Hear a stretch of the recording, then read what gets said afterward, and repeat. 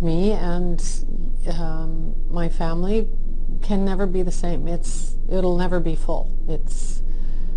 There's 2 empty chairs at our table at every holiday. Both of Helen Jennens' sons died because of opioids. Her oldest prescribed narcotics after a crushing motorcycle accident. Her youngest given Oxycontin after surgery. Neither was able to beat the addiction. We're not afforded the same as somebody whose child died of cancer. And it doesn't matter how a child dies, and our children have died. According to a new report by the Canadian Institute for Health Information, hospitalizations because of opioids have increased 27% over the last 5 years. In 2017, hospitalization rates in some of Canada's smaller communities were more than double those in our largest cities. And the Kelowna area has the highest rate of hospitalizations for opioid poisoning in the country.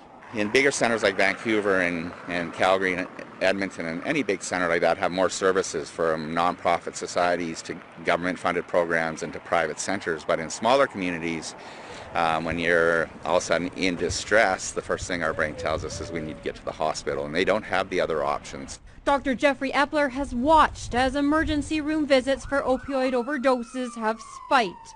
And those are just the people making it to hospital. The number of people dying is just unfathomable.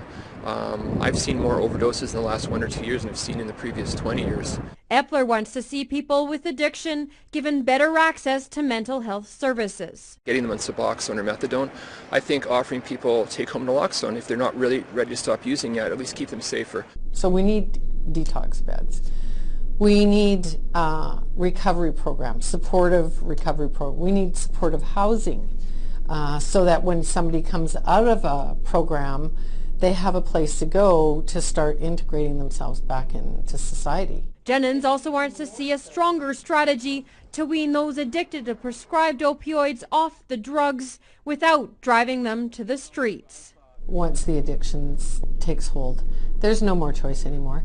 My boys died doing something they hated, not something they loved. Jules, Knox, Global News, Kelowna.